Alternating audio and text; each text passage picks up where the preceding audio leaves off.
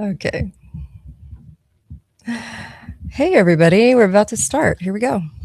Okay. Blah, blah, blah. Here we go.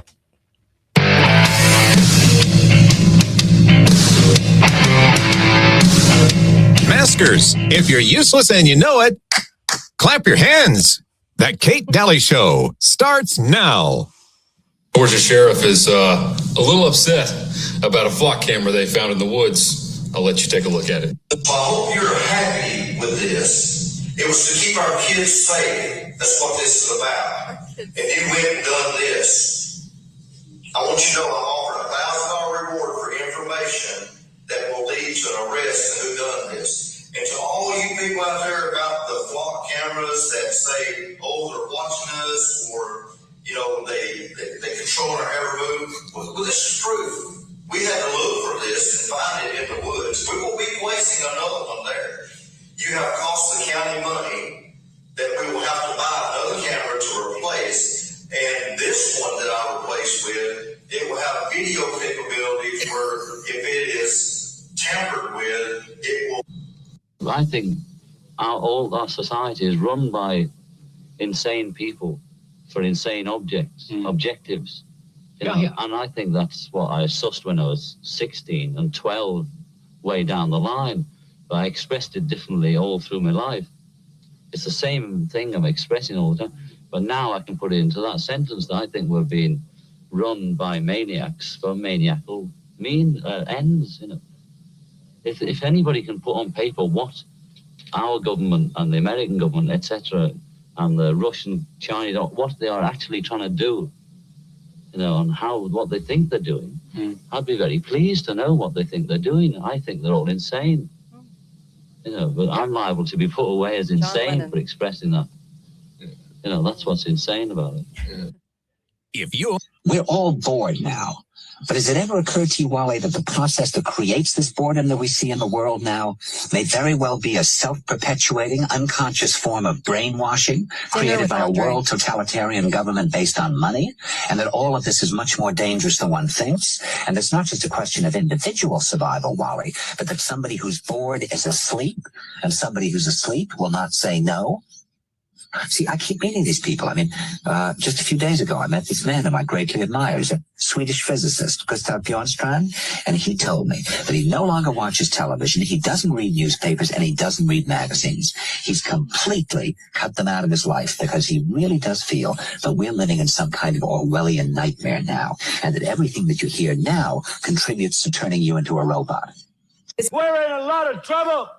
So, you people and 62 million other Americans are listening to me right now because less than 3% of you people read books.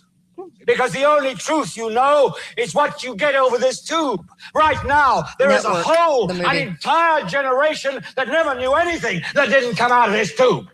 This tube is the gospel, the ultimate revelation. This tube can make or break presidents, popes, prime ministers. This tube is the most awesome force in the whole godless world. And woe is us if it ever falls into the hands of the wrong people. And when the 12th largest company in the world controls the most awesome propaganda force in the whole godless world, who knows what will be peddled for truth on this network? Television is not the truth. Television is a damn amusement park. Television is a circus, a carnival, a traveling troupe of acrobats, storytellers, dancers, singers, jugglers, sideshow freaks, lion tamers, and football players. Yep. So if you want the truth, go to God. Go to yourselves. Yep. Because that's the only place you're ever going to find any real truth. They call this war a cloud over the land, but they made the weather, and then they stand in the rain and say it's raining. Only knew how much money has been spent to brainwash you, you would actually feel really special. That Kate Daly Show starts now. You're bored. All right, so that last clip was from Cold Mountain, and I don't know if you remember this clip. I had to pull out a cuss word for the air when I was syndicated, but here you go. They call this war a cloud over the land, but they made the weather, and then they stand in the rain and say it's raining. If that isn't a summary for everything that we deal with in the garbage, I don't know what is. They make the rain literally and then stand in the middle and go, it's raining. I mean, that was a good clip. That was actually Renee Zellweger, if you couldn't figure that one out. But she, Cold Mountain, that was a clip from Cold Mountain. Let me play it one more time. Too funny. Here we go. They call this war a cloud over the land, but they made the weather, and then they stand in the rain and say it's raining. Yeah, I'm going to go with that one. So welcome to the show. I'm so glad that you're here and listening. And you can listen on SoundCloud. A lot of people listen on SoundCloud. We're at over 28 million on SoundCloud. That's a lot. That's a lot of listens. There's probably over 9,000 shows over 16 years on SoundCloud. And 9,000 hours of shows. Oh my gosh, insane. A lot of work's gone into this. About 37,000 hours of research over that period of time. And I'm so appreciative of you taking the journey with me, because it has been quite a journey. I was thinking about the right and the left, and we're going to talk a lot about the 60s revolution, because it was a manipulation, not a revolution. But we're going to kind of sum that up, kind of like part 3. And I'm going to talk a little bit about how they co-opt the environmentalism movement, and also like a little bit about David Bowie, and a little bit about Prince, and a little bit about a little bit more on the Beatles, kind of wrapping that up and summing that up for you. So hopefully today's show is going to be chock full of information. I am going to occasionally look at comments, although, people so funny. It's so funny because I get comments like, you're not looking at our comments. I'm like, I am, but I'm also doing a show live. So there's only so much I can do as a person. But I have so much to cover, so we'll get there. I just also wanted to mention, I mentioned this yesterday too. So I do blood work every year, and every summer. I don't know why, but it just kind of worked out that way. And I just kind of see where my numbers are at. And I hate conventional doctors and everything else, but that's a whole nother show. So every year for the last, now 6 years, my numbers have been like flagged, because they've just been off kilter and kind of crazy. And so this time I just did it, and it all came back with no major flags. And I was like, that's wild, all in the green. So, and the only change I made was about this time last year. So for the whole year, I've been doing Cardio Miracle, and I was doing it twice a day. So I've been doing it twice a day. So I used to do it kind of like once, and it didn't work. When I started doing it twice a day, like 2 scoops is what I'm talking about. They're tiny little scoops, but 2 little scoops. Then there's just been a huge difference. So, I'm just telling you that whatever's in that is pretty amazing. Okay. Because I haven't had blood results come back great. So now they are. So like, that's kind of cool. Anyway, I wanted to share that with you. Go to cardiomiracle.com/Kate. Yeah, it'll help. It'll help you so much with your health. 20 times the fruits and veggies, your cardio system, your lymph system. The lymph system, I think, is more responsible for cancer than anything else, because your system isn't working. So the plumbing's clogged, everything's clogged. You're bloated, you don't feel good, you don't feel right, brain fog, blah, blah, blah. I've been through all that too. And the system isn't working, and you got to get the system working. So there you go.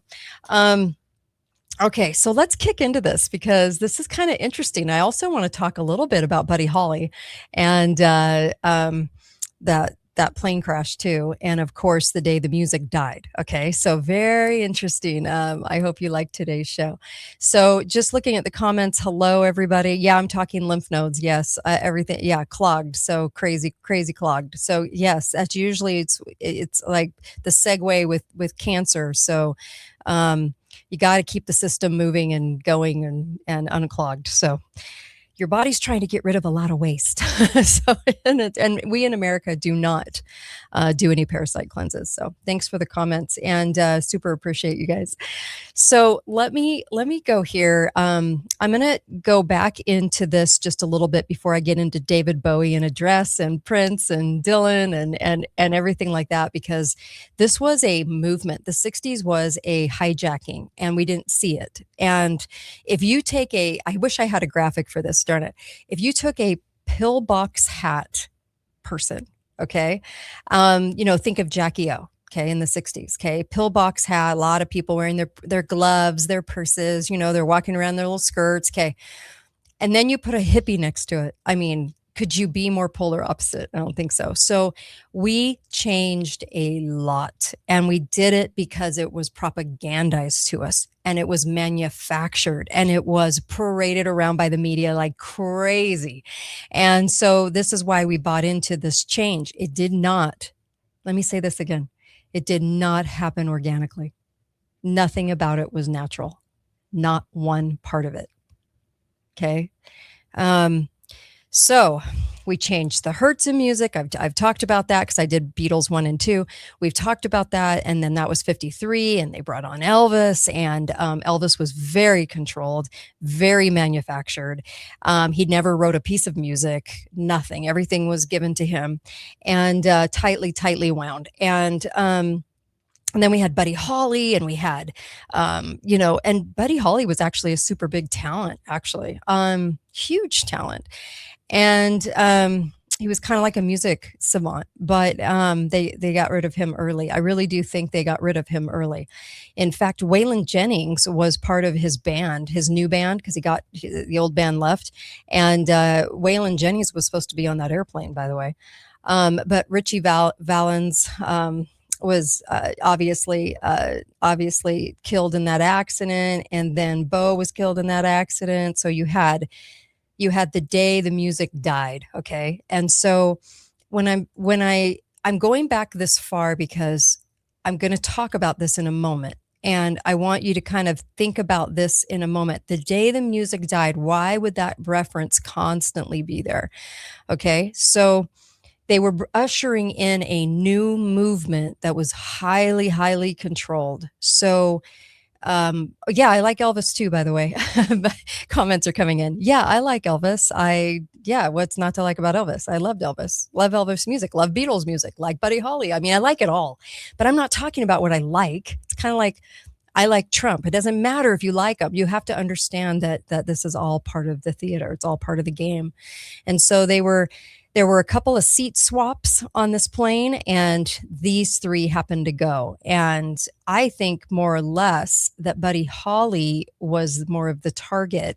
He was more aware of music rights and things like that, and he was going to be probably a force to contend with. So there was a lot of speculation at the time that this plane crash, that there was some manipulation in this plane crash, there was something wrong. People rumored about it a lot. Like, they didn't just accept it was a plane crash. So this isn't anything new. But what I'm saying is that in the movement, you have to bring in, bring out, bring in, bring out. You got to bring in this piece of it. You got to bring in the changing of the hertz, rock and roll, the 4/4 beat, the beat as in Beatles. You got to bring in a total change in music, right? From orchestra, band, and all of that. You got to do that whole swap, and you got to do it in pieces that are controllable. And so if it's not controllable, something's wrong. Okay.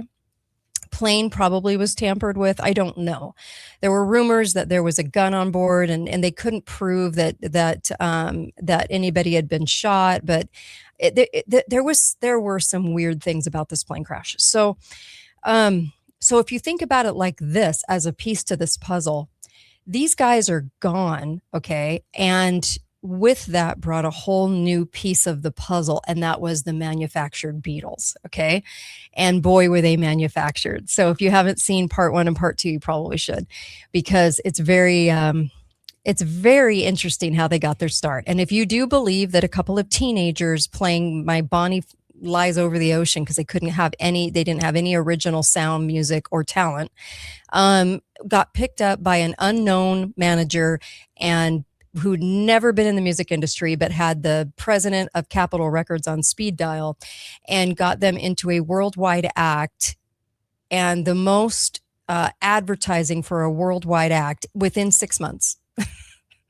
They went to Germany, practiced, came back, were found, and within 6 months, the biggest band in the world. Then if anyone believes that, I'm not quite sure what to tell you, because it just doesn't happen. But it also was the kind of the same case, not as big as the Beatles, with this character, David Bowie wearing a dress. And of course, let's see, this character, Prince. Now, Prince started talking and all of a sudden he winds up dead. So we'll talk about that too. But let's go back to this for a moment, because I told you I was going to summarize. I was going to kind of summarize where we were going with all of this. And I think that this is kind of fascinating. So here we go. So the Beatles were controlled by a lot of intelligence groups, okay? And so Sergeant Pepper, okay? We've talked about John Pepper, right? So then there's a picture of Robert Peel, and he is included in this bunch. This album cover is just so telling. I would say if there's one album cover that's super telling about the manufactured 60s manipulation revolution, it would be that one, because it's telling you a lot without telling you a lot. So he's kind of the key to unlocking the entire cover. So Robert Peel was British Home Secretary in the 1800s, and the Home Secretary is, of course, the Home Office, right? So the Home Office was formed in 1782. That's how far it goes back. And it wasn't until the arrival of Peel in the 20s that the police services, especially the secret police, were brought into this. So this was Peel's specialty. He was like the father of British Secret Service, okay? MI6, okay? He didn't invent it, but he coordinated it, expanded it into what we have today. And so this was the low 1800s. So just above Peel on the cover of Sgt. Pepper's, you're going to find Aleister Crowley, Mr. Satanist himself. So he was recruited by the Home Office in the 1890s. A lot was going on in the late 1800s with health and with this kind of stuff, with the Satan, with Marxism. So many things were happening in the late 1800s. So they were being co-opted. So just as the Beatles promoted yogis and Buddhism and all that, they also promoted Aleister Crowley. So why would they do that? Aleister Crowley was part of the Home Office, the British intelligence. A lot of people never connect that. So Peel is on the cover, and also Giri, this India guru, okay? And they had a lot of gurus, Buddhism gurus on this cover as well. And so they were mixing Eastern ideas at a time with this like long-term operation by Western secret services that was initiated in the late 1800s by the Theosophical Society, okay? So basically what that was it was the government. This is so important. It was the government looking at tithing and looking at people supporting the churches and saying, we not only want to root Christianity out, we also want to take that money. We also want to take that profit.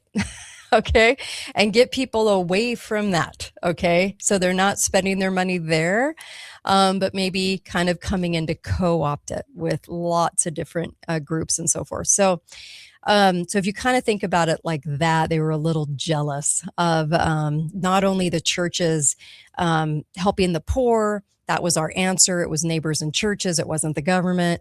And we were tithing, and we were doing all of these things. Well, that creates a little jealousy because the government wants us to do it with them. All right. So they want them to do it for us. So you got to take people out of the religion mentally and then take the money sort of physically. Right. So if you go back to this album cover, okay, so who is Sgt. Pepper? So the first line, Sgt. Pepper taught the band to play, okay? It was 20 years ago today, Sgt. Pepper taught the band to play. Now, I talked about this in part 2 and maybe part 1, but this song came out in 1967. This was 20 years prior, 1947. 1947, the CIA, okay? So who is Sgt. Pepper? Well, they're telling you. They're going, look, the Sgt. Pepper taught the band to play and formed the now famous CIA, right? And so this was the first year of the CIA. So the Beatles weren't American, they were British, but what we should be looking at is the British Secret Service, what they were up to in 1947. So this research is all out there. I'm not saying anything really new. I'm just kind of putting it all together for you. So Pepper succeeded William Stevenson as chair of the British Security Coordination.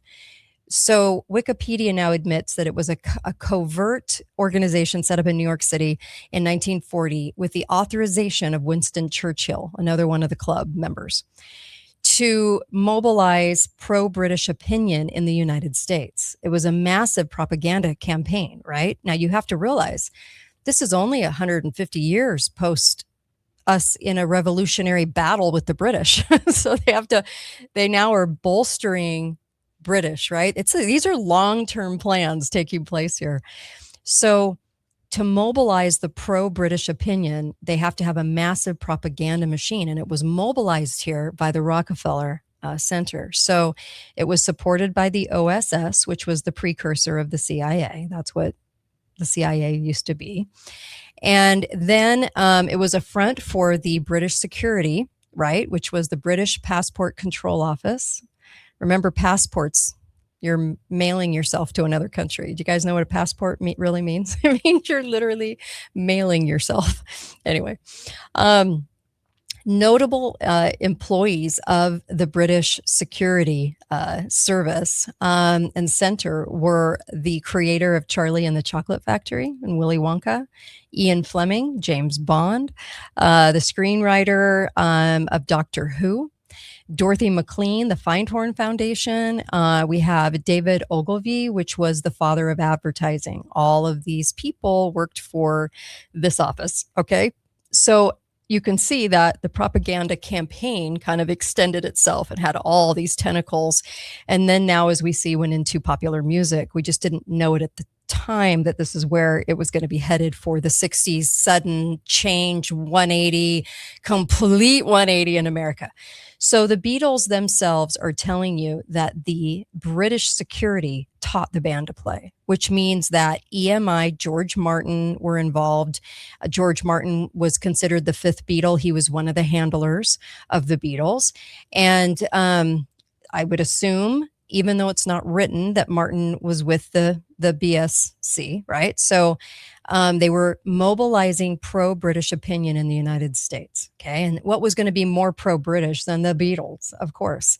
So remember, they were young, teenagery, didn't have any real talent until they changed their clothes and became the Beatles, and then all of a sudden could write poem after poem, really, turn into these magnificent poets and songwriters, which they weren't, and they knew very little about music.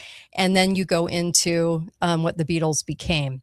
So intelligence, this is kind of important about the Beatles too, is that by the time 1966 came around, they were waning. Okay. So then they kind of had to reinvent them as the pro-Buddhist, long hair hippie. They kind of had to kind of string that out a little bit. So they turned them into the hippie movement.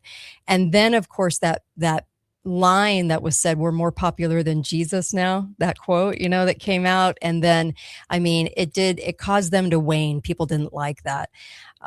But part of this propaganda and the storyline was the destruction of Christianity. That's kind of how it was supposed to work. So intelligence had been trying to destroy Christianity since the late 1800s, right? Theosophy was created to help do that, and they played their hand a little too far. There was some serious backlash in 66 because people were being moved too fast, too soon.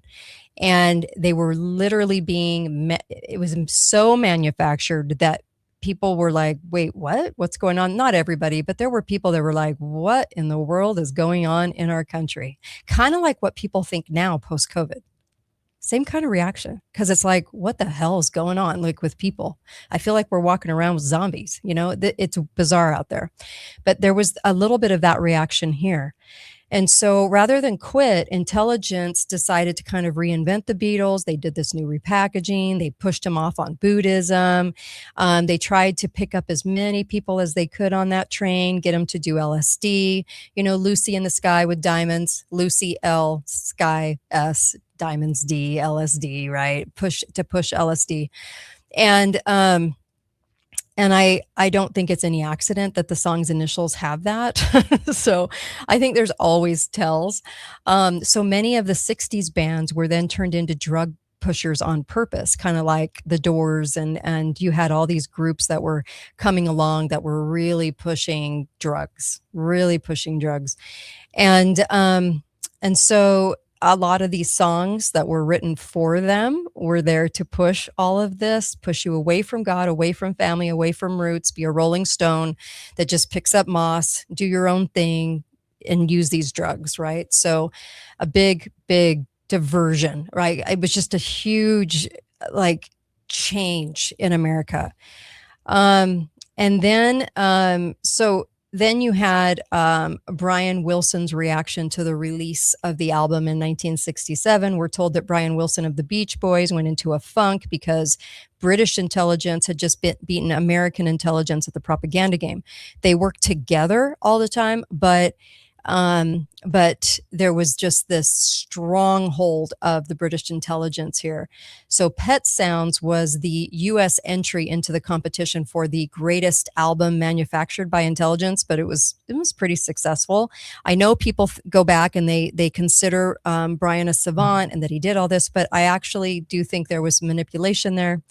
And then, but if you compare it to Sgt. Pepper's, it was seen as a dud, right? So they weren't sure it was going to sell at all. And then, because he was up against, the BSC, the MI6, right? So Sgt. Pepper had a whole team of invisible songwriters from Tavistock and from some different places. So when you're hearing the Beatles songs, you're hearing a lot of studio musicians too, which they make that very known. This isn't some conspiracy, but photographers, set designers, promoters, but mostly the songwriters. Was Theodore Adorno the guy responsible behind Tavistock writing their music? Well, he was a music savant, yes. Theodore Adorno could write anything and probably didn't write all of it, but was probably pretty instrumental. He died in 69. Beatles broke up in 69. Is it a coincidence? I don't know. I don't believe in coincidences, but there you go. So John Pepper was the head of the British spy organization in the U.S. from the late 1940s. His presence had been pretty well scrubbed from literature. And then the first head of the BSC, William Stevenson, long page at Wikipedia, which is kind of interesting. But they admit that Stevenson was a master spy, the inspiration for James Bond, but Pepper was kind of still in the shadows. But because his name was used by the Beatles for this album, then they foolishly used his real name, told you to look 20 years before, 1967, 1947. It was 20 years ago today, that Sgt. Pepper taught the band to play. So there's no subtlety there. I mean, it's kind of easy to figure out, but, it kind of blows the cover, right? But I think everyone on this cover worked for the club. And they were either a beautiful woman as a spy. They were either, there's a lot of different roles in which they played. They might have even done it unknowingly. You never know how people are manipulated. So sometimes I'll tell you, it can be somebody that is manipulated, somebody that's not manipulated, or intentional. So it kind of, I don't know. I'm not in everyone's heart. I don't know how compromised is, because I would say at some point you've got to be pretty knowing, right? You got to know that you're being compromised. Okay. So all those bands, Rolling Stones, you name it, kind of remember back to all those bands. Kind of crazy how this music industry developed and sold us on the hippie, right? Janis, all of them, okay? Jimi Hendrix. So the Beat generation, if you go and you look at what this was a subculture movement started by a group of authors who influenced American culture and politics. And now this was post-World War II, obviously. Well, a bulk of their work was popularized by members of the silent generation of the 50s, known as the beatniks. And there's all these elements of the beat culture. That's the rejection of the standard narrative values, right? And this was kind of an exploration of American and Eastern religions. See how they're still trying, they're trying to take God out of the equation and give you what's going to amount to Marxism, Leninism, you've got, communism, you've got, well, remember the song Imagine. Imagine is all about taking God out. Imagine there's no God, and imagine that we all don't have anything. And then imagine that we're all happy living under one ruler and everything's great, right? Because there's no countries. Imagine there's no countries. So everything was about selling the movement away from God. So you had people like the core group of them, Lucien Carr, Burroughs, Ginsberg. These guys were some of the worst people you could ever imagine. They were there to promote bohemian hedonism. And Carr, for instance, was accused of murder. He murdered somebody in a park. He was either bisexual or homosexual. And he said he had to kill somebody that was putting advances on him. And he had a 20-year sentence. This was a guy that tried to hang his friend's cat prior to this. I mean, really disgusting, evil little guy, Lucien Carr. And he got out of his 20-year sentence and only served 2 years. And then became what? You're not going to believe us. He went to work and became the editor for U.S. Or United Press International, UPI. They took him out of prison to be in charge of the press. These are the guys that started the Beat generation. Yeah. So it isn't all about just fun, cool music. It's about these demonic activists, these horrible people representing to you that you have to become part of this thing because it's new and because it means the future. And we're always sold on modern. So they coined themselves in, we're the future, we're modern, it's the Beat movement. And then under the Beat movement, because these guys all worked for the club, they were all at Columbia University, which is like they all met on the campus there. Columbia University is like spook central. So, you remember Obama and Columbia University? I mean, they'll cover for you. They'll create records for you. I mean, when you're at Columbia, there's a huge question mark. Okay. When you see all these people come out of Columbia University, and then they all ended up in San Francisco for the CIA rollout of the LSD drug culture and the hippie movement. So this isn't by accident. This is all planned. And none of these people were Christian. I think they were doinking each other. There's nothing about this group that is good. Okay. And it's all shrouded in like, just kind of like they're all kind of evil, but and unchristian and everything else. They're just gross. So anyway, so that's the group that started the Beat generation. And then you had the MK Ultra drug program in Menlo Park, 1960. And this was Ken Kesey and the Merry Pranksters. If you want to look that up, Kesey and Gordon Lish were part of the MK Ultra program, for which they were told they all volunteered. This is where the idea of One Flew Over the Cuckoo's Nest, this is where this came from.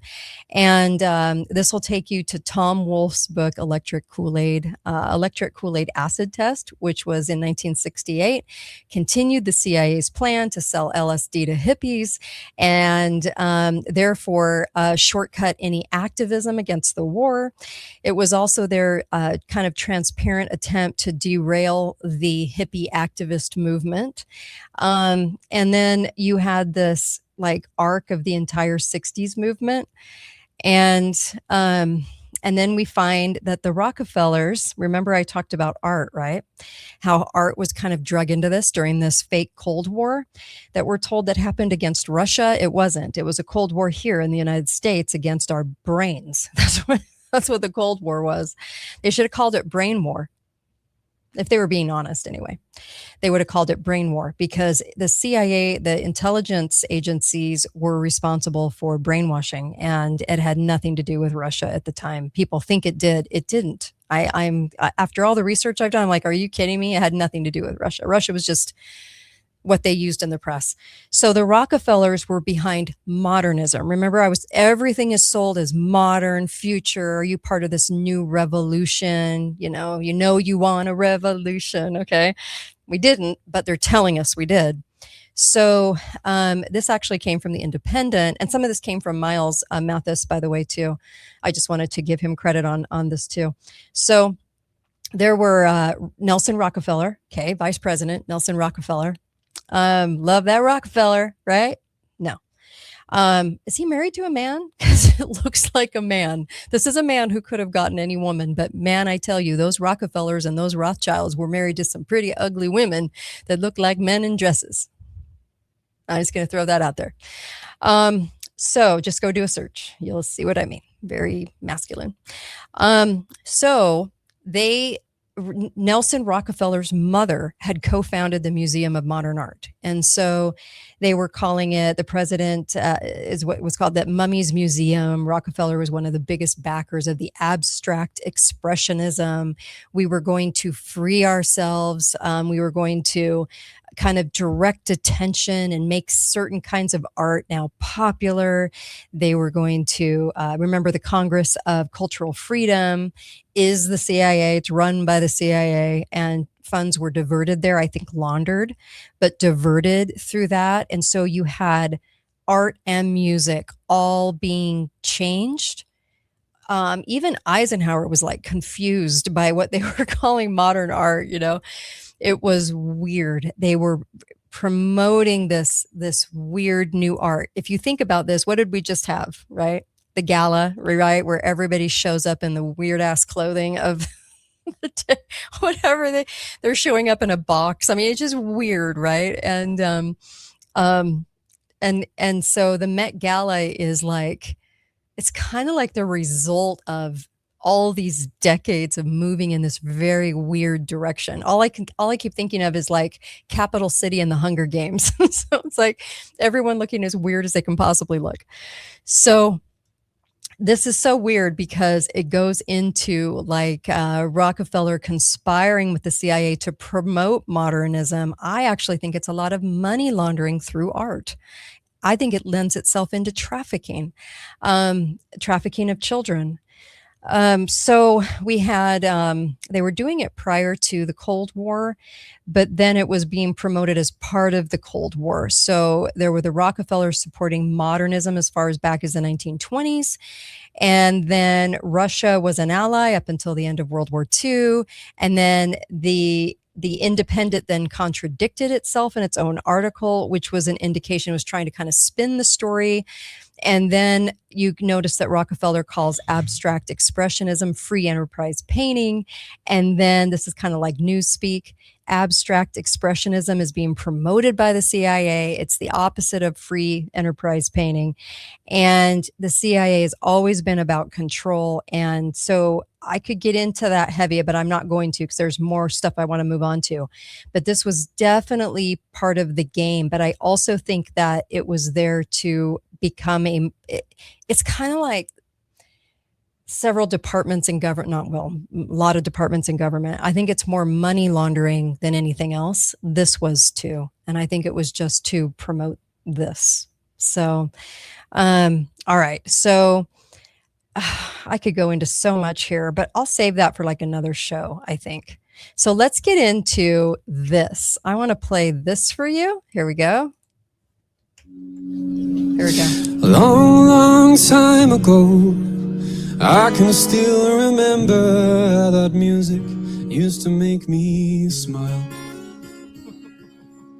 And I knew if I had my chance that I could make those people dance, and maybe they'd be happy for a while. But February made me shiver with every paper I deliver. Bad news on the doorstep. Oh, I couldn't take one more step. And I can't remember if I cried when I read about his widowed bride. Something touched me deep inside the day the music died. Right, so All right, so let's go here for just a second because this is really kind of interesting. So one of the listeners, Rob, wrote me and talked about this song, and I'd kind of forgotten about this song, to tell you the truth. So Don McLean's Mystical American Pie song, right? And the lyrics are kind of interesting because it refers to a jester, which a lot of people think is Bob Dylan. And so here is the day the music died. So you take out some of these, like, I think more true musical people, true savants, because they weren't as controllable as others. And then you get into when the jester sang for the king and queen in a coat he borrowed from James Dean. And that's the lyric, but I just want to bring you to this because the thought was that Dylan just kind of borrowed James Dean's look and then kind of spun it into his own. Remember James Dean, Robert Zimmerman, which is alluded to in the song. Remember that he wasn't that talented. He was found in a little pub. He was on the communist track, and then he was found in a little pub just coincidentally with like 10 people in the audience, and they promoted the hell out of him. Okay. So he's referred to in American Pie is what people think that this is what they're talking about. And then of course it was, oh, and while the king was looking down, the jester stole his thorny crown. The king is Elvis. So while the king was looking down, the jester stole his thorny crown, because then Elvis was sort of moved out of the way for Dylan, for, popularity of Elvis was waning. And then we had, of course, the Dylan of the century. Remember Dylan talking about selling his soul to the chief whatever. He never talks about God, just the chief. I know some of you think that he turned to Christianity, but who knows? I don't know. I think the guy's interesting. So, and then it said, it landed foul on the grass. The players tried for a forward pass with the jester on the sidelines in a cast. And so there's a couple of things that were going on at the time, like Bob Dylan in a wreck. And that's why they said in a cast. That's why Don McLean said in a cast. And then the famous 1966 motorcycle accident near Woodstock, New York. And then Dylan's donned the jacket for the cover of his 63 album Freewheeling. And then you have the skeptics who believe that Dylan's motorcycle accident was staged. And then it was the way that the music changed in the 60s. So McLean was, partial to the music of the 50s and the work of Elvis, otherwise known as the King. And then Dylan came along and kind of closed the chapter on the 1950s for good, because then it became a whole new style for the 60s. And that's a really important thing to think about as you're thinking about the manufactured 60s, because this movement that was all feminist, get the women out of the house, don't have them raise their kids, make them unhappy, oh, you're unhappy, you're not, you don't know your worth, go in the corporate world and pay us taxes, then you'll know your worth, wink, wink. So all of this was coming about, and he's saying the day the music died was the precursor to really the project chaos, this project coming in and being completely it's going to change who we are as people. Really, it's going to change everything about us. So Dylan was asked about him being referenced as the jester in this song, because Don McLean did not like Bob Dylan. And he goes, yeah, Don McLean, American Pie, what a song that is. A jester?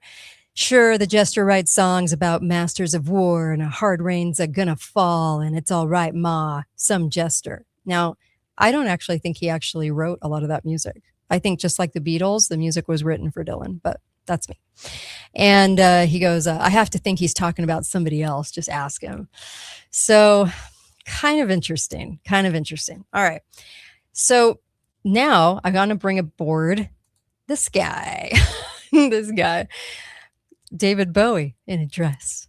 So it just reminds me of this whole era. It was just such a weird era. And I actually, if you're going to ask me what music I love the most, probably came out of the 70s, 60s and 70s. I love that music more than the 80s and 90s. But it's just kind of funny when you go back and you really look at this.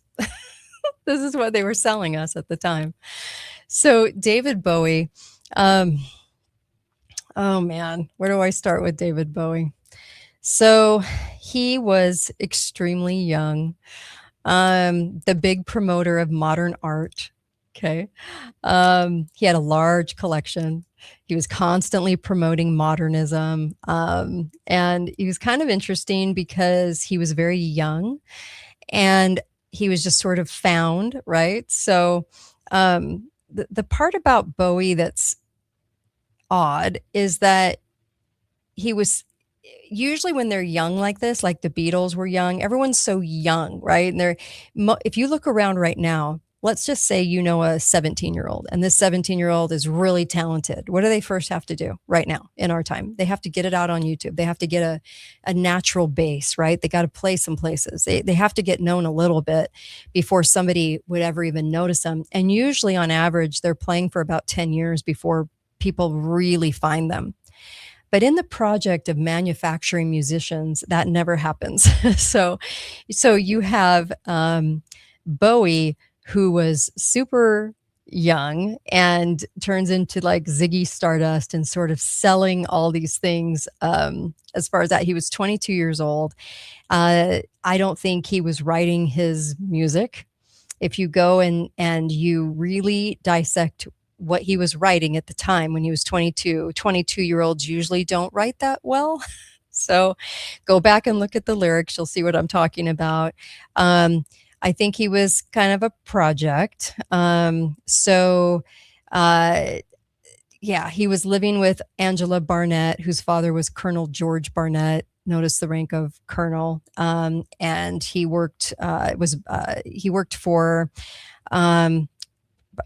Cypress Copper Mines. That was an arm of, it was bought by Amoco, which was an arm of Standard Oil, which ties us to the Rockefellers. And even the mainstream admits that Angela's influence on Bowie was immediate and far-reaching. So I wonder if she was, the influential handler. But they were married in 1970, and all of a sudden he became this big thing, and promoted heavily by the press. And it was glam rock. So she was also an actress. She was auditioning to play Wonder Woman, and she bought the rights to Marvel Comics. This was the woman associated with David Bowie when he was all of a sudden on the scene. So I think, she was part of the club, but already by 1970, Bowie was selling all of this schizophrenia / paranoia / bisexuality, androgyny, delusion. It's just strange, really, really, really strange. And there was like I'll give you a lyric. We must have died alone a long time ago. Who knows? Not me. We never lost control. You're face to face with the man that sold the world. I mean, the lyrics are really good. Do they come from a 22-year-old druggie? Probably not. So was intelligence part of this?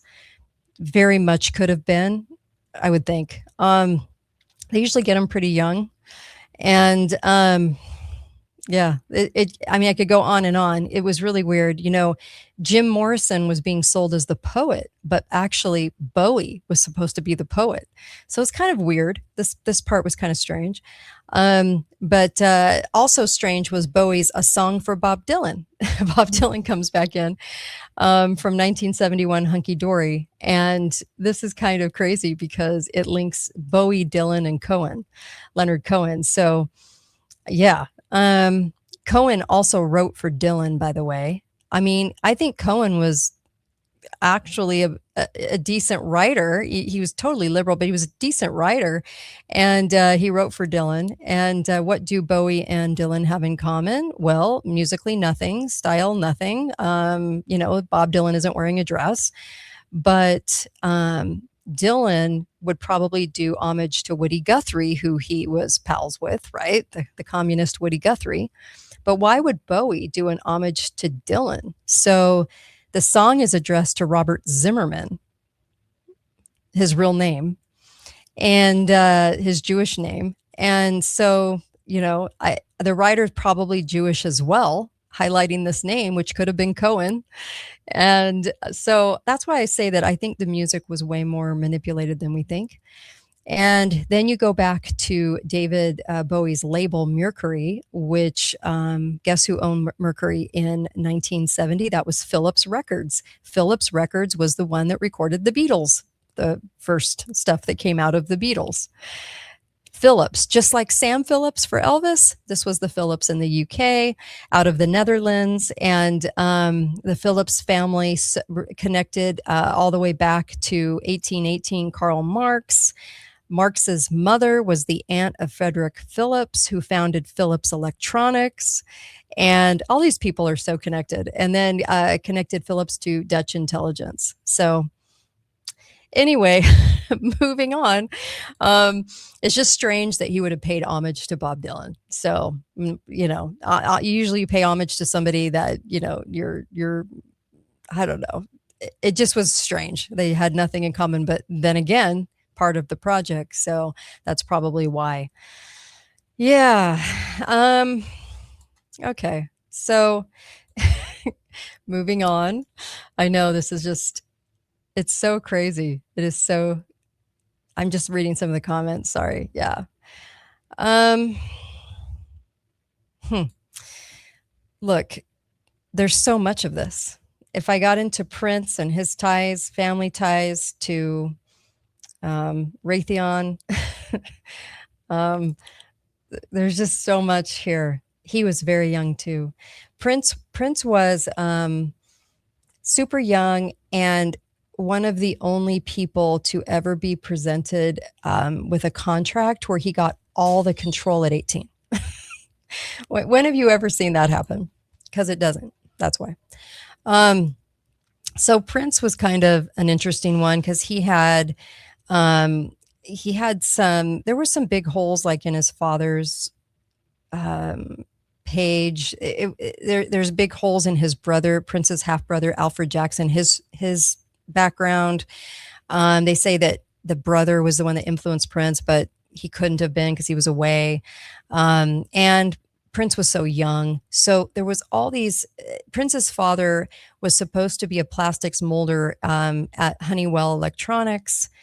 So you never know what the connections are because Honeywell is famous for its defense contracts, working on Enola Gay and Nautilus, first nuclear submarine. There's a lot there. Usually people's parents work for these kinds of things. So there was just a lot of intelligence ties with this too. So kind of crazy. I just wanted to bring up that Prince was just, it was interesting because I think Prince started speaking out against the club. Did you guys notice that? He started getting a little more volatile against the club, like not volatile, I shouldn't say that, but it was just a little more vocal publicly. And then all of a sudden he just dies. And I did always think his death was really strange. It didn't make sense at all. And the media didn't talk about it endlessly, right? They covered it for a day. Usually when they want you to know about it, they want you to know about it. So they didn't want to concentrate on it a whole lot. If you've noticed, people don't even refer to Prince. They don't talk about Prince anymore. Talk about the Beatles every day, but we never talk about, or Jim Morrison, we don't talk about Prince. So I think that he was getting a little too vocal, but the ties in his family are very kind of suspect. It is kind of weird. Prince's great grandfather just goes all the way back. There's even ties there to the movie, A Brilliant Mind. So the nutty mathematician played by Russell Crowe, remember that movie? So it goes back to John Nash, who worked for Rand. Yeah, I don't know. There's a lot there that's scrubbed, so it's kind of hard. But there's some very interesting things there about their past. And all of a sudden, when you're 18 and you're given you're given the ability to have a contract with a record agency after hardly being even noticed, hardly even being there at all. And then given complete and total creative control. The Beatles weren't even given that. Well, they were in the shadows, but it was very, very strange. So I would have imagined that that he was part of the project as well. Project Chaos going on. So there's that. So I'm just kind of bringing all this up because I think that all in all, a lot of this gets interesting. I know I've done shows on so many of these characters, so many of the theatrical presentations given to us. And this is no different. I mean, so I remember telling people, and this came from a book by Don Fotheringham, The President Makers, which was a huge wake-up call. And this book was describing the 1966 oil spill out of Santa Barbara. And this is about the time Rachel Carson was, putting forth her book. Silent Spring, was it? I can't remember the name of it. But it was all, and we had the Indian crying by the lake. Oh, they're polluting. These Americans are so horrible. Everybody's being polluted and they're terrible and they're just dropping their trash everywhere. And the Indians crying, right? Such manipulation. The Indians bawling, the tear coming down.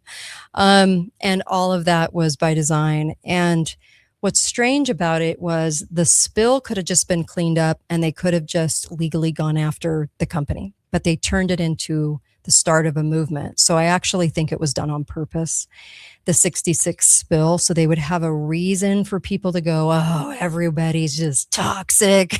Everybody's ruining everything. Because just like they took over the hippie movement, and then they infiltrated the hippie movement. Now think about this for just a second. Remember January 6th, how it was completely infiltrated by the feds, okay? You had a lot of really good Americans show up so they could get the electoral college results read, okay? That's why people were there. But what did they do? They infiltrated it with a fake shooting. They infiltrated it with hundreds of Fed agents pretending to be MAGA, pretending to be there on the grounds. And they looked absolutely asinine in their brand new red cap and their red t-shirt and their glasses. I mean, it's so stupid because they think they're so smart. Like, we look like we're Trump lovers. And I'm like, you look like idiots, like morons. Like, there's nothing more moronic than a Fed agent thinking that they're on the side of the of good.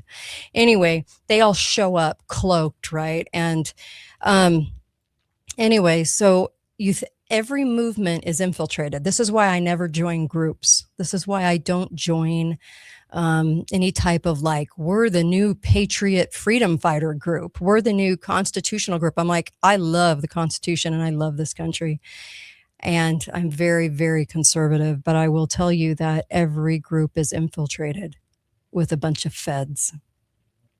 And it's sick. It's really gross. So when you look at the hippie movement, they had to direct the hippie movement in certain ways, and they infiltrated that as well. Then they infiltrated the Nature Conservancy environmentalism group. And this was the 66 spill in Santa Barbara was the precursor to that. So this is all kind of, it's really interesting because it's like they were diffusing the hippie movement because it was to form a distraction, like the moon landing. It was all about a distraction. The moon landings ended a month inside of the Vietnam War ending. Coincidence? I think not. So then they just didn't have to go back. Okay. No need to go. We've been there. We've done that. NASA said that. Like, we've been there. We don't need to go back. I just laugh because it's like, well, distraction over. And so then we had that, anti-war movement kind of growing too. And so they had to come in and infiltrate this to destabilize it because intelligence saw that it could easily kind of use all these tools over this budding environmental movement. So then it turned into the environmental movement, which was kind of conjoined with the hippie movement, because if you were for the environment, you were also a hippie, right? But it went from hippie anti-war to hippie pro Mother Earth, right? So Mother Earth is the mother of all. I mean, I hate it when they call it Mother Earth. It's like, shut up. Anyway, I can't stand it. I went to Vegas and I saw I think it was their first show in the Globe. And it was like, Mother Earth is crying. Mother Earth, you humans are bad and terrible. And it's overpopulated. They're lying about the population. But anyway, you're the issue. If you would just leave and go to another planet and come back and just visit once in a while, Mother Earth needs like 100 years to heal. I mean, that's what this whole show was. And it was just so stupid and asinine. And these new tools were used then to grow the environmental movement. And in pursuit of that, the United Nations General Thant, love these people, tapped Maurice Strong, of all people, to organize the first Earth Summit in 1972. I used to play the Coke song. Remember the Coke song? Oh my gosh. Wait, I got to play this for you because it'll remind you of the 70s. Remember, I used to play this on the air and they didn't like that so much. And I would play the I'm just a bill. I just want to get past. It doesn't even matter what I think. All right, here we go. All right.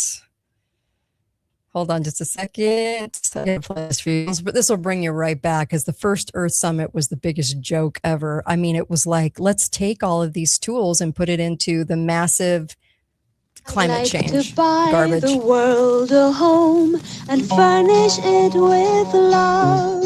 Grow apple trees and honey bees and snow white turtle doves. I like to teach the world to sing with me. Perfect harmony. And keep it company.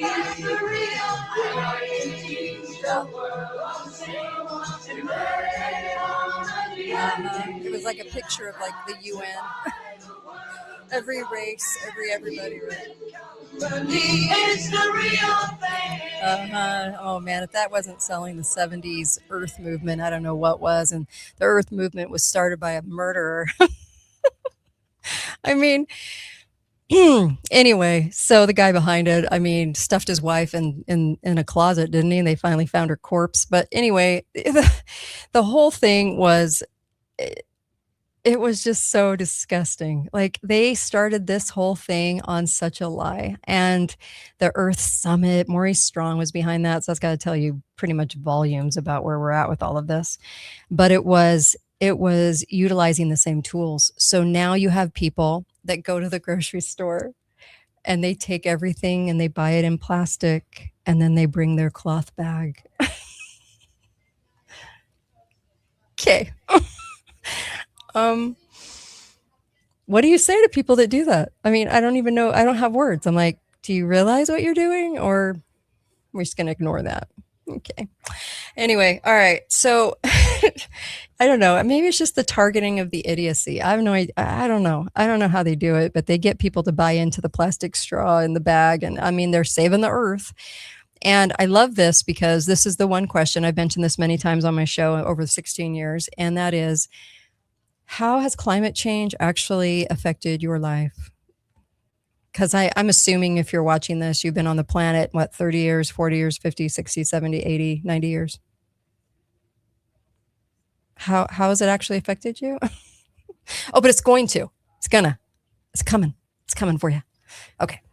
So basically, all this sold as the first Earth Summit of 1972. Now we all got to turn all of our attention. Now that the war is over, we got to turn our attention now to saving the Earth and being that type of hippie. And like everything else, it was the opposite of what it claimed to be, right? So Al Gore was the protege there, successor to Strong, the one that promised us we were all going to fry on the sidewalk because of the heat. By 2013, it would be over. And he did. He got away with that like for a decade successfully until 2013 came, and then that didn't happen. But people still follow that goon. So whatever. But it was all misdirection, being co-opted. I know somebody says, you're ruining everything for me, Kate. You know, you're wrecking my love of Purple Rain. Thank you for that text. You know, here's the deal though. Like, I have to say that I love music. I love it all. Okay.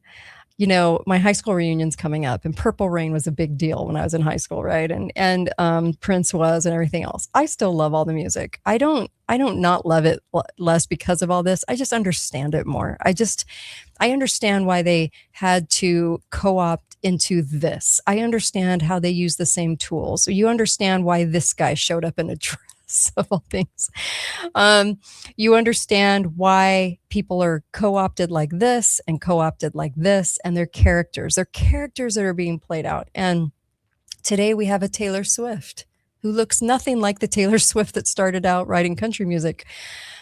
Just go look at the photos. But anyways, you have Taylor Swift, you have Ariana Grande. What the hell happened to her?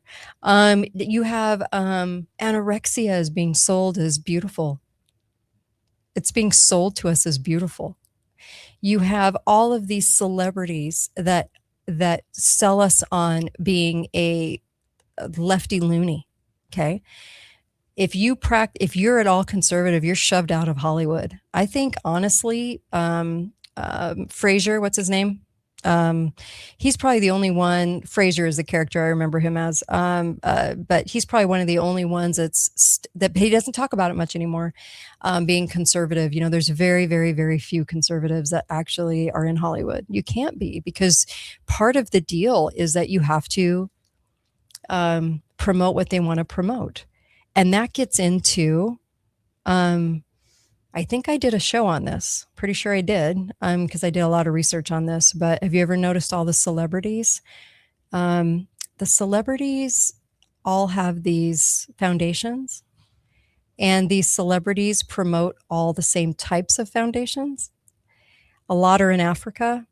It just so happens not only are they an actor. They're not. They're just a celebrity playing themselves in every role. But they don't change much. They're not really good at acting. They're just celebrities, right? Tom Cruise is always Tom Cruise usually, right? They're always themselves in every role. But you have all these celebrities with all of these, it's almost like part of the club that they get into, from Tom Hanks to you name it, have to do a foundation, something in their name. It's kind of like wearing a dress or being kind of co-opted, like you have to show that you're part of the club. And so they have these foundations in their names, and they're all for like the same types of causes. And you have to wonder who's getting that money, who's getting paid, where is that coming from, and who's it going to? Because when you meet actors, they're not like the foundation type. Okay, so like the start of a foundation, I'm thinking bookworm nerd, not actor. Right? So they have this sudden fascination with starting all these foundations like George Clooney. It doesn't make any sense. He's another one. Clooney's always Clooney. He's never anybody different. He's just always Clooney. So I think that you have this whole array of like musicians, artists, you know, the singers, the actors, all of this entire group. And they are part of this ginormous club. And not ginormous, I shouldn't say that. Actually, it's quite small. It's quite small. The club is small. Have you ever noticed that Hollywood, they have trans kids, but they don't have kids with autism? Do you ever find that kind of odd? I was thinking about that the other day. I was like, proportionally, you know, it's 1 in 30 now gets autism. So where's all the celebrities with their kids with autism? You don't find it. It's very rare. It's very rare. But trans, through the freaking roof. Trans kids everywhere. Got to turn your kid into a trans kid. But honestly, The proportions are off. The proportions are off. I'll say that. I'll say it's very strange. Anyway, so there's so much of this. There's so much more. I could do probably 6 shows, maybe 2 hours each on what I've researched. And I'm kind of giving you the light synopsis of like what I've been looking into and researching because I love research. But where we stand is the fact that we did buy into a 60s manipulation. We bought it in TV, in sitcoms telling us men were stupid and women had it going on, and women were meant to be independent and alone and could do everything by themselves and didn't need a man, demasculating men, which I'm firmly against. We had a whole revolution of the way of thinking. And in the result of today, I had a listener that reached out and was asking me about like the difference between the right and the left, the people. And, you know, the parties themselves, the Denomic Party, the Republican Evil Party, they're both horrific. Okay. They're both so evil, like both parties. Okay. So stop being part of their party. Stop being part of their tribe. Just be an independent thinker at least. But I'm a conservative though. And I can see the party and how evil the party is because I live in Utah. And in Utah, the party here is so beyond corrupt that it's shocking. It's literally shocking. It shocks Utahns. So when I think of the left versus the right, and I think of the main problem with all of this, and it's caused these divides, and you got the hippie movement and the green movement, and you know, climate change happens naturally. We could never be truly affected by it, but from what man does, okay? No more than we can affect what time the sun comes up tomorrow, in what minute. But there are a significant amount of people on the left that buy into it. Maybe they just need a cause to feel good. I don't know. But I'll never forget Dr. Duke Pesta, who was always coming on the show. And I said, when did it change? Because he's at the university level and he was always talking to the youth. And he said, you know, it changed in the low 2000s. And what happened was it used to be kids coming in and they knew they were young and they knew that they didn't know anything. So they were eager to learn and they would ask questions and they just were soaking in what the professors were saying. He goes, but then there was this shift, and the shift brought about this arrogance. So you had arrogance on top of ignorance.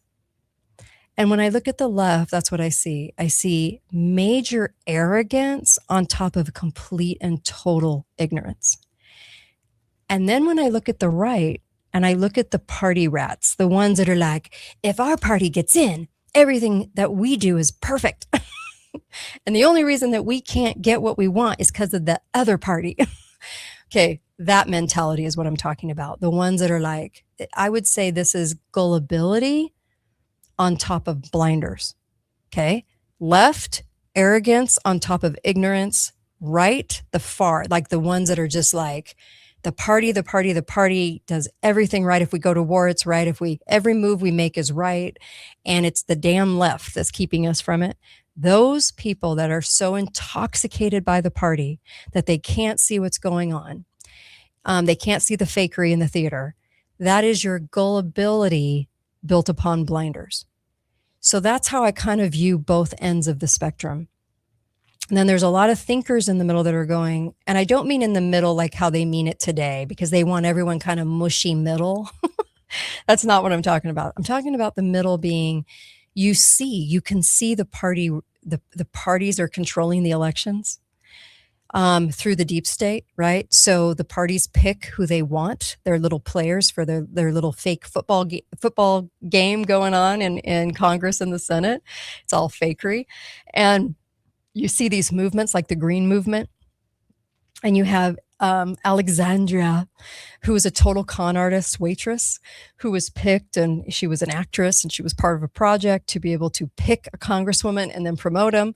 So you have all of this going on, all the fakery, the theater, the music, the ever since, like, say, the last, I'd say 30 years, with the last 15 being like on steroids, we've had the celebrities weigh in more on politics now.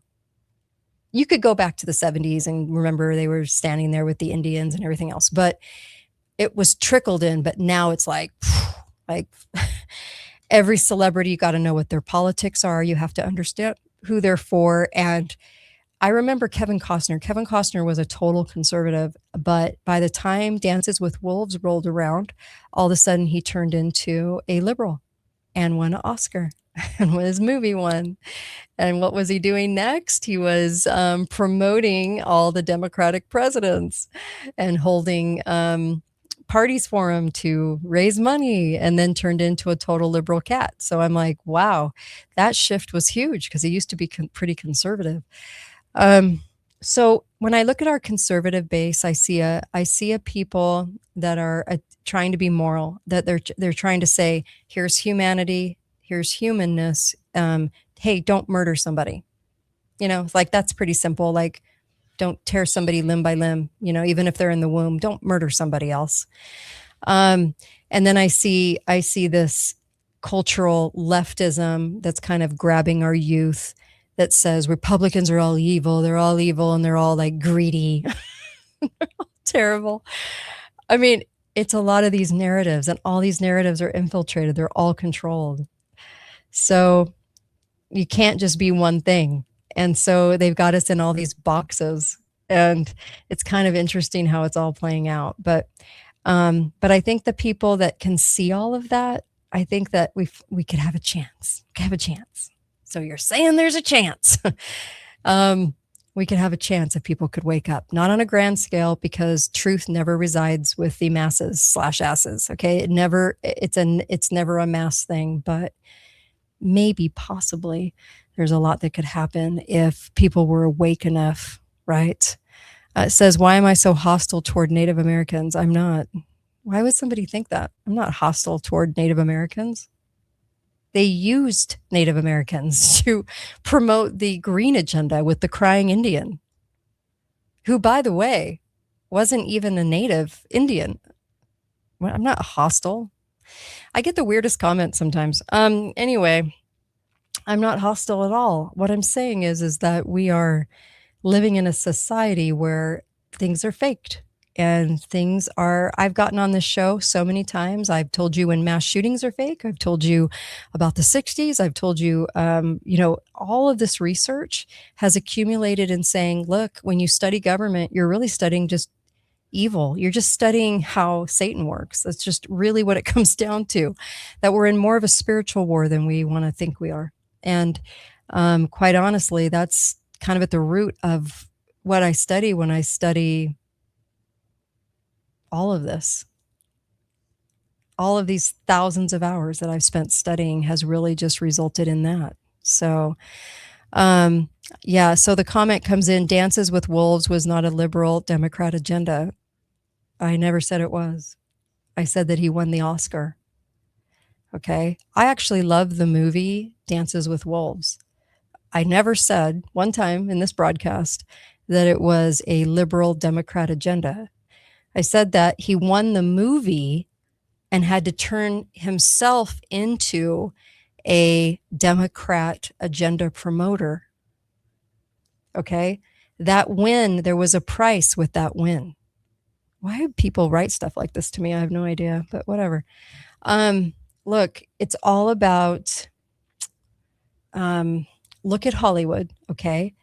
And here you have a group of people that are all supposed to be different theater people. Okay. They all profess to be independent and I'm unique. Look at my uniqueness.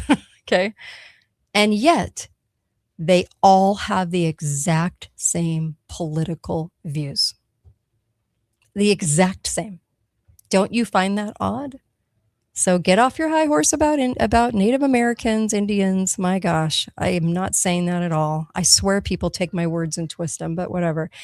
I was saying that he was a conservative and turned into a Democrat liberal, and then his movie won the Oscar. It was a very good movie, but and I think it did some really good showcasing, but it wasn't I don't know if it was a Democrat. I probably leaned that way a little bit, just because it was like, how dare we take the Indians off their land? But as I've said in previous shows, and I've talked about this with Dr. Pesta, okay, and Costner, by the way, has been very liberal ever since 1990. Extremely liberal. I know. Very weird, right? He was promoting, oh gosh, who was the senator that died of a brain tumor? Anyway, his daughter, right? He was promoting Lynn, right? Cheney? Anyway, I'm just telling you that he turned into a liberal, and he does fundraisers for liberal causes and liberals in Hollywood. That's what I was saying about Costner. Shoot, what was I saying before? No, people just accuse me of saying all kinds of crap. So now I just lost my train of thought. Sorry. Somebody's asking me to address the Colorado River water shortage. 40 million people depend on the water. Well, Laura, go back and research Lake Elsinore in the 1960s, and I will tell you that Lake Elsinore was filled by digging underneath the lake. We have plenty of water. God did not put us on an earth without enough water. But once government, about 100 years ago, when they started to control water, all of a sudden we came up with vast shortages and differences, and had all of these new headlines on shortages.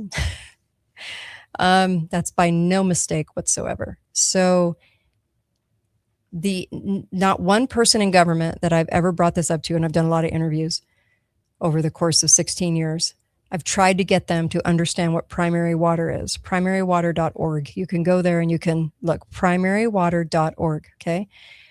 All you got to do is dig down. Just dig down. We have renewable, replenishable, forever water. If you want to see a classic example of this, please go watch the movie Mully. I think it's on Netflix still. Netflix or Prime. Mully. Mully. Mully. And you can look at the last half of the movie is all about primary water and how he found it.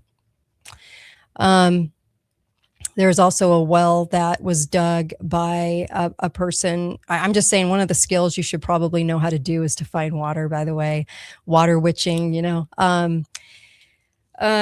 using copper rods, using vines. They all bend down when you find water, naturally go toward the water.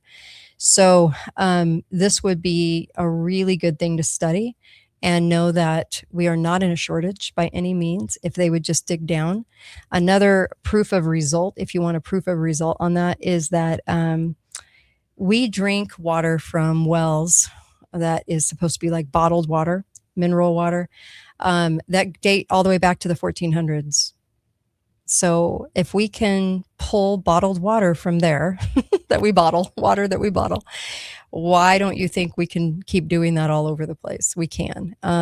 There's so much, I live in a desert, but there's so much water underfoot that we couldn't even think about building a pool here in southern Utah because the water table was so high. But I'm not even talking about the water table. I'm talking about digging down into replenishable, really good water. By the way, I played a clip yesterday on copper pipes and so forth. And they used to put copper in swimming pools, and we had copper pipes where the water ran through. And back in the early centuries, they used copper for cleansing water and for charging water. And that water would go into us, and it was very beneficial. You might want to look at that too. Copper. I have a copper bottle that I drink water out of, but it's real copper. There's a difference. There's fake copper bottles that are put out there and real ones. You're going to want a real one. But let me just tell you that there is this demonization of copper since the 30s and 40s when they started taking it out of our water supply. If you go ask farmers and ranchers, they'll tell you that copper was used in the water supply for the animals because it was a cleansing factor. It was chock full of minerals. In fact, copper is the instrumental. I'll say it like this: it's the master orchestra of all your other minerals. Copper tells the other minerals what to do in your body, and we're totally devoid of it. So I actually take copper. I take what's called Recuperate Copper from FIQ, formula FIQ.com, formulafiq.com. It's the best copper supplement, and that has helped a lot. It's helped me tremendously. So we don't have enough copper. I'm telling you that the loss of copper has resulted, I think, in what is now ALS, what is now degenerative diseases, not only parasites, but the lack of copper. If you go look at the symptoms of lack of copper, you'll see what I'm talking about. Just go do your homework. It's right there. But we have, I know they keep telling us we have shortages. Now, if you want to test me on this, go look at what they say is the result of a shortage, like their answer, government's answer to shortages. And you'll see exactly what I'm talking about. They're trying to steer us in a direction, and there's going to be a lot more energy problems, like the high cost, the rising of cost of energy and water, because they're going to use the data centers as the scapegoat reason for it. They're going to tell you that the data centers are using all of it. It's going to be a lie, but we're all going to believe it. And you're going to believe that you're paying higher prices and things are shortened, right? Shortages. And it's all going to be based on the data centers. Remember, I played a clip of President Trump selling the data centers to us the other day. He was live on Tuesday saying they're going to be beautiful. They're going to give you money in your state. Please take these. Please, you want these. Please, please, please, please, please like them. I was like, kind of horrified, to tell you the truth. I was like, yeah, we don't want those because they're catalysts. They're being used for something else. So that's why we don't want them. They have our data now. It's a big bait and switch. It's not about data. It's not about data. I'm actually going to think they're going to be used for in the future for more like prison type situations, buildings that can house people that don't like what the government's saying or don't believe the government or try to warn other people that the government's lying to you 24/7. So I appreciate the question though. And I've done a lot of shows on water. We're not in shortages. They filled Lake Elsinore right back up. But every day you're going to hear about, like right in my area, we always hear about Powell, Lake Powell, you know, and I'm like, first of all, they hiked the number of where it should be to a number it hardly ever reached. And then they go, anything below that is a shortage. I'm like, that's pretty manipulated if you ask me. So they do that a lot. It's kind of like COVID when they lied about how many hospital beds they had. So what they did was they reduced the number of hospital beds so that, say, like normally they have 20 beds. Okay, I'm just going to throw a number out there. What they did was they reduced the number to 10, and then they had 8 people in there, and then they said that it was almost full. That's what they did during COVID. I kid you not. It was so disgusting. It was so disgusting. The lying was so disgusting. Okay. Yes, normally I play Grand Illusion. One of the listeners asked about Grand Illusion. I always play Grand Illusion by Styx. We are in a Grand Illusion, people. The 60s was a turning point in our society for putting it on steroids and letting us know who was in charge. The JFK assassination was all about the government telling us that they were above the presidency. They directed the presidency, and they were there to kind of warn us that they have no budget and no oversight. They have every budget they want and no oversight. It was like the warning. It was like we're here. Now try and get us out. Even though it had been co-opted from Colonel House on, from the early 1900s, he was kind of like the guy behind the president. Now it was the CIA behind the presidency. So anyone that's president is put there by intelligence because they're willing to do what the New World Order wants them to do. The people that are actually running the show behind the scenes, Oz behind the curtain, and not the president himself, or the Senate or the House. So there you go. Anyway, man, there's just so many more places I could have gone today, but yeah, I would have to say that when you start looking at all the people like Jim Morrison, his father was intelligence. He just happened on the scene in Laurel Canyon. Frank Zappa, he was one of the people used in the very beginning of Laurel Canyon to promote this idea that all this music was changing. There were a lot of drugs. There was Lookout Mountain was very secretive at the end of Laurel Canyon that Jared Leto, for some weird reason, owns now.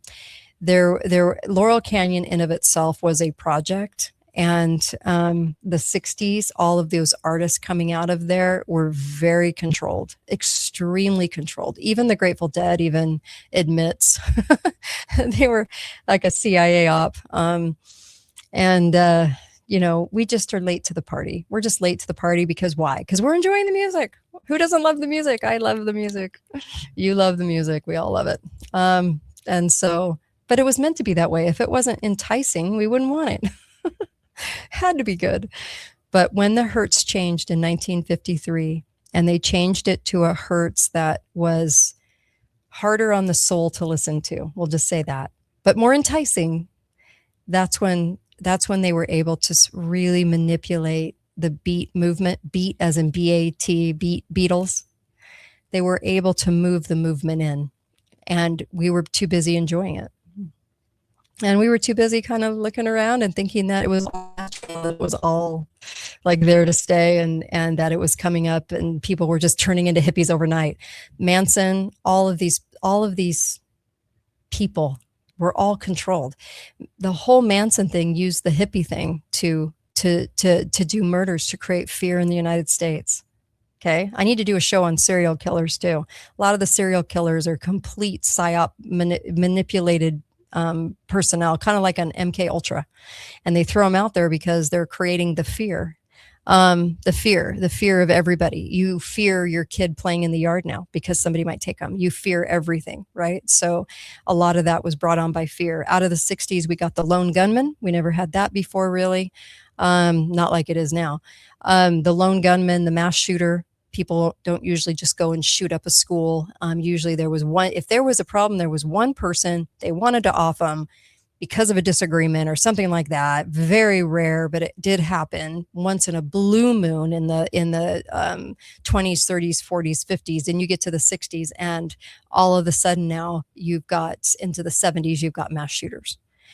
And we're all supposed to believe it's just because they're mental. No, it's because they're projects. They're projects. And this is why you never see the coroners at any of these mass-produced shootings. You never see what you're supposed to see. And the media never points it out. Okay. It's not a normal crime scene, is what I'm saying. And then they demolish the crime scene. They always demolish a crime scene if it's a fixed event that's manipulated. The crime scene is gone away with. Look at Charlie Kirk, crime scene gone, right? So anytime they do that, they want you to buy into the fact that everyone asked them to do that. They didn't, but within days, demolished. That's one of your tells on your false flags. But I've done many, many shows on the false flags and really have proved that they did not happen the way that they said they did. And did they happen at all? Sandy Hook, did it happen at all? No. All those homes were bought for those parents of those kids who all moved away, by the way. They all left their kids in a cemetery, I guess, and moved far, far away. They were all bought for them on the same day, 2 years prior. All the homes of the parents of Sandy Hook were all bought on the same day after Christmas, 2 years prior. I did a lot of research on Sandy Hook. But now we have fake lawsuits about Sandy Hook. So, and that's supposed to scare the press like me from talking about it. That was the goal. Okay. Anyways, is that enough for today? I could keep going for another hour. Okay. That's probably enough. Like I said, I'm always the party killer, right? I don't get invited to parties because if you ask me a question, I'm going to tell you what I think, and I'm not going to hold back. So yeah, I'm not invited to parties anymore. That's okay. Yeah. My friends basically have removed themselves from me. You know what though? It's okay. It's okay. It's fine.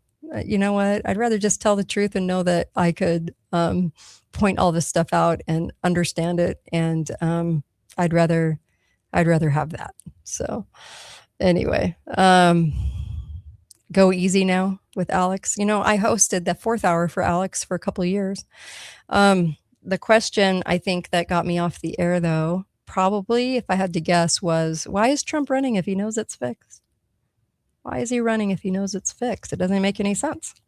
When I started asking that question, there were some problems. But Alex is a nice guy. I just think the CIA courtroom is a fixed courtroom, and I think those lawsuits are fake. Now, whoever understands that or doesn't, because I don't know everyone's heart, but I think the courtroom, the product of the weird trials with no defense and a very large sum of money, that is completely out of the realm of possibility. I think it's a CIA court. So you can do with that what you will. I also think Trump's 4 cases were all CIA court cases. They were used to make him a martyr for the 2024. That's why I said in 2022 that he would be president, because he wasn't going to be, he was not going to go down by way of the courtroom. And, you never saw his family in the courtroom, right? And the antics that went on in the courtroom never appeared to be real, because they were more antics. And so the CIA has courts, yes, and those courtrooms are very interesting. Totally like crazy charges that never could ever make it to court in 4 cases against Trump all got there. This isn't about whether you like Trump or not. It's just identifying that they have projects that build people up and take them down and everything else. And when you look back on Trump's first presidency, you'll notice that Russiagate was the main instigator during that whole thing, right? It took up all the energy, all the air in the room, right? The Russiagate was all fake. It was all fake. Even the charges against Trump were fake. But you had all this nonsense going on because why? Because it was plausible reasoning for him not doing a lot to get our liberty back. A lot of tough talk in the beginning, just like in this term too, but none of it was actually going to happen. Kind of like Doge. When Doge started, I was like, you realize Doge isn't going to do anything, right? Elon's not sitting behind a computer. He's a front man for the CIA. He's not sitting behind a computer. It was all an act because we had to have some sort of like, see, things are going on. And then I said in the very beginning, it will never result in anything. Just like I said, the Iran war will keep trickling on and on and on because it's a scapegoat for the high prices of gas and utilities and everything else, the cost of food and all the craziness that we have to encounter economically is going to be blamed on Iran. And I said that, and I was right. And I said that about Doge, and I was right. And I said Trump would get in 2022. I go, he'll be the president. Did you know that I got emails from so many people saying I was crazy, that the deep state was after him and that the deep state was going to off him or put him in prison? And I said, he won't go to prison. It's a project. You're being manipulated. He's being built up as a martyr with all these cases against him and all the press saying that he wouldn't be the Republican nominee because of all the cases. I said, the cases will be dropped like that. He will be put into office. They've already told us in the press, he'll be the next president. This was in 2022. You should have seen the hate mail I got. It was insane. From my own conservative base. How could I say that? The deep state's after him. I go, if the deep state's after you, they just knock you off. Like they, he was in the papers every day. That should have been your first tell. He was in the papers every freaking day. If you know a race is fixed, if it's that visible on the scene in 2020, and you know Biden was never the most popular president on earth and never got 81 million votes, and the votes were changed all through the night, okay? So if you know that, if you're Trump, why would you run again? Why would you do that if you know that they can steal it so visibly and so stupidly for somebody who everyone thought was the world's worst joke. I mean, come on. You wouldn't spend your own money. You wouldn't do that. And I did a whole show about the money behind Trump running again.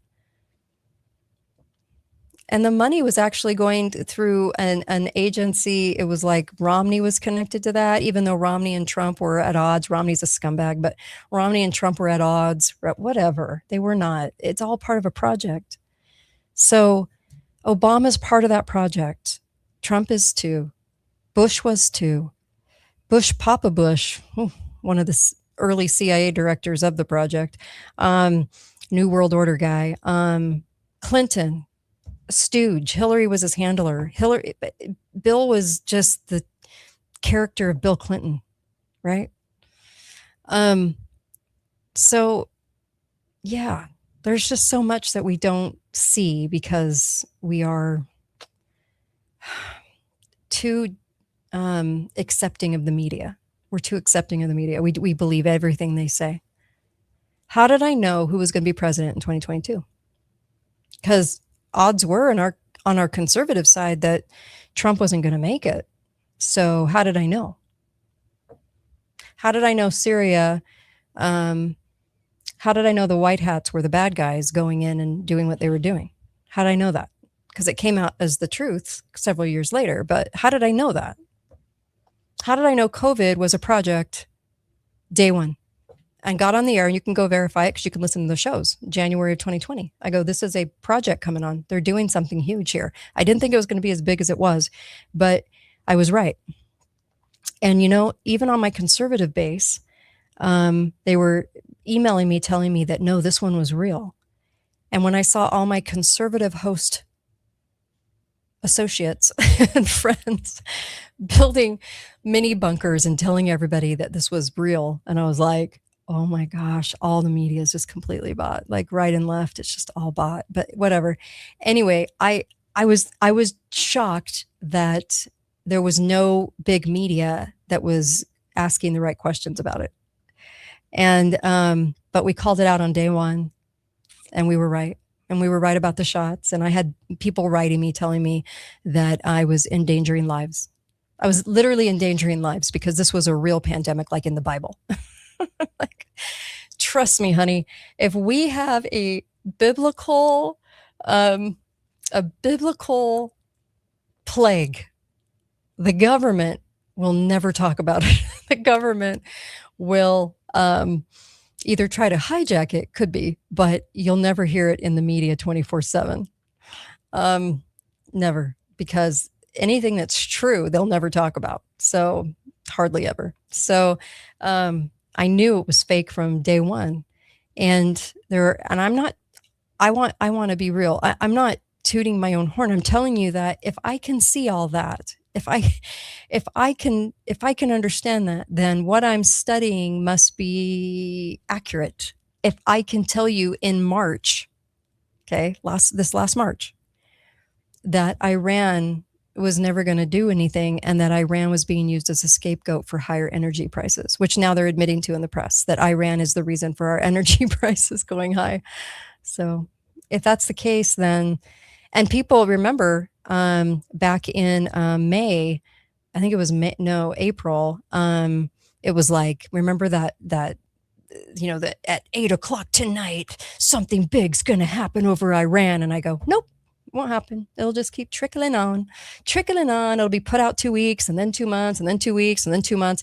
I go, it'll just keep going because they have to have a reason. Just like the Russia hoax was a reason to not get any liberty back in the first Trump administration. Now we have Iran as a scapegoat for that as well. So yeah, we didn't get anything done. And did you guys notice that no one ever talked about the Russia hoax after that was over? I mean, after, it wasn't over, but after the term. Do you ever see any of the theatrical characters on the left ever mention the Russia thing anymore? Because it was a hoax. It was all dreamed up. It was all made up. And lots of characters on the right and the left in that, by the way. But it was all dreamed up. So it was done as a mechanism of we have a reason as to why things can't be accomplished, because we had the power in the House, the Senate, and the presidency, and we did nothing with it. That's why when on our right, when I hear the evil party on the right go, if we can just get our guys in, the Republicans in, we're saved. And I'm like, no, we're not, because they're as screwy as the left in Washington. They're all a uniparty. So there you go. See, I told you I could keep going forever on this. I mean, there's just, we should just, you want me to do a show on the fake after the fake after the fake? Oh, by the way, Trump was convicted of sexual assault. Right. Okay. In the CIA court. I don't actually think there was anything there that actually went down. And the people that believe that, and the people that I have friends, and they'll get on and they'll, from California, and they'll get on, they'll be like, if you like Trump, you're evil. And I'm like, it has nothing to do with Trump. I know you're not awake because it has nothing to do with him. He's a theatrical presence. Everybody is. Even your favorites. This is why when Fauci got a stern talking to, was able to plead the fifth, right? So I voted for Reagan and Trump. You know what? Reagan was a show pony. He was a that was a comment coming in on YouTube. He was a show pony. I mean, he wasn't running the show. Bush was his handler, his VP. He didn't like Bush. Bush and the secretary at the time. Oh my gosh, what was his name? Long name. Brzezinski? No. What was his name? They were running the show, and then the people behind them. So Reagan was just there to make everybody feel good. No, not Tip O'Neill. Zig. What is his name? Zabrinsky? No, I can't remember his name. Anyways, look, there's always the handler. Vance is one of the handlers. He's CIA all the way for Trump. I mean, they're pushing him as president.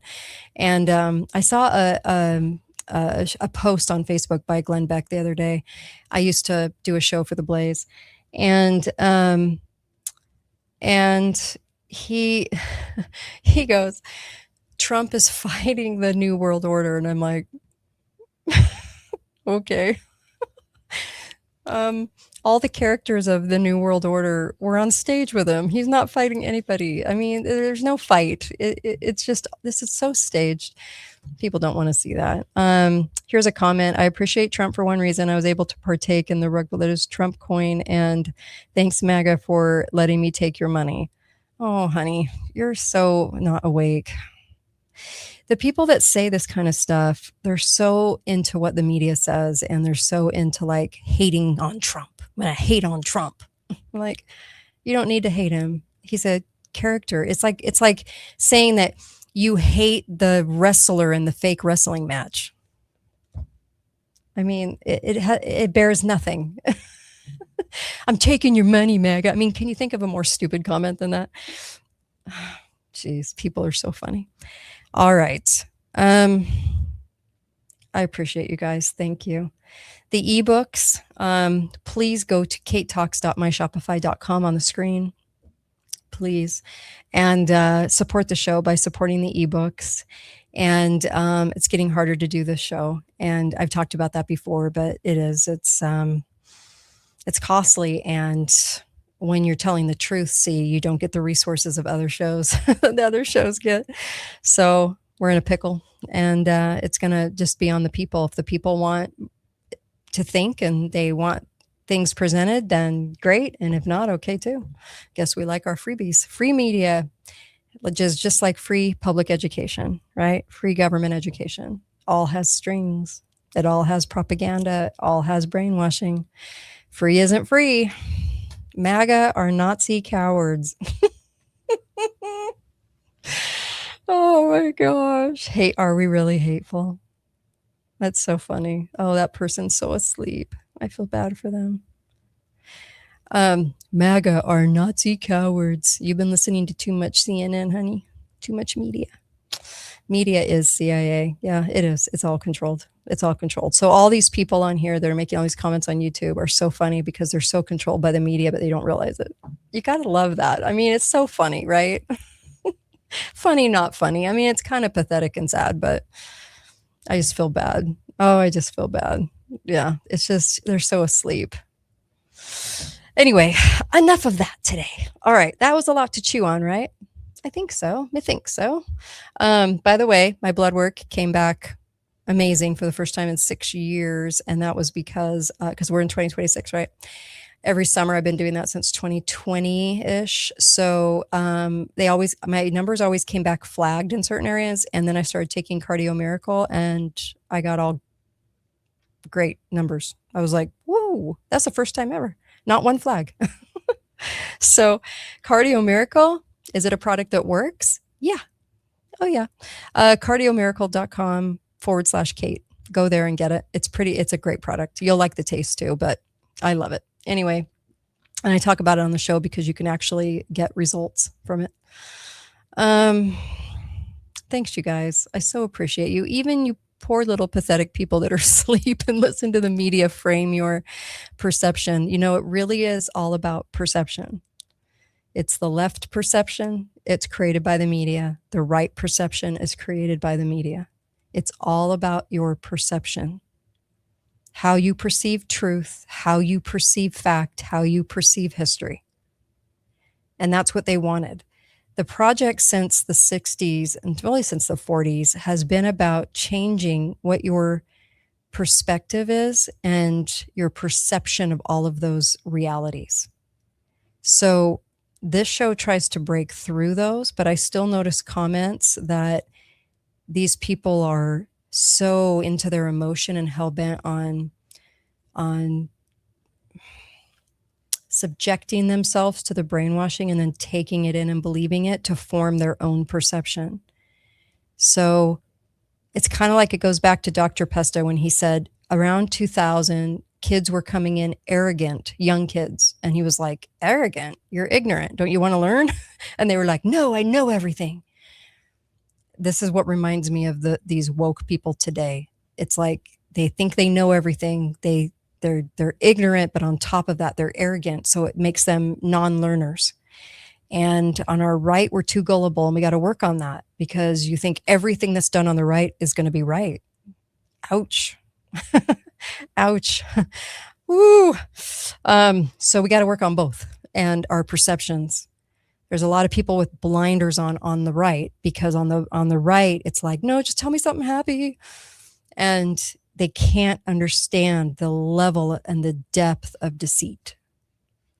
And on the left, they can't understand the level of deceit because, like I said, they're standing on a box of arrogance on top of ignorance. So they don't understand how deceitful it's become. So what do? They just blame the rich and they blame whoever the media tells them to blame. They're like the easiest people to persuade because they're like, the media goes, hate Trump. And they go, we hate Trump. Okay. I mean, I hope I'm never that easily manipulated. But they are. And so it's not about Trump. Trump's part of the theater, just like all the other presidents. All the presidencies are controlled. You cannot attain the level of presidency unless you're willing to do the bidding of the New World Order. That's just how it works. And the New World Order is all about spying, all about data, all about control, all about taking over the money. And there's a huge bait and switch coming with AI beyond the job loss. And you need to get my ebook on that because it explains it. And you need to have it explained. So please go there. So please, okay? Go to katetalks.myshopify.com and get the AI, the bait and switch with AI that's coming that people aren't talking about on the right or the left because they don't want to touch it. It's a subject they don't want to touch. All right, you guys, I have now talked for 2 solid hours straight. Time to not talk. Be faithful, be fearless. Find out why I say that at katedalleyradio.com. Help the show, donate to the show. I need you more than ever right now. And I really appreciate you guys and you loyal listeners. I love you. I really do. Thank you. You give me hope in America. Go to katetalks.myshopify.com. Really appreciate you guys. And I will see you back here on Tuesday. Yeah. I'll see you guys. And even you woke people full of hate. You know, I don't love you, but, you know, I feel bad for you. What else can I say? Just being honest. All right, guys. See ya.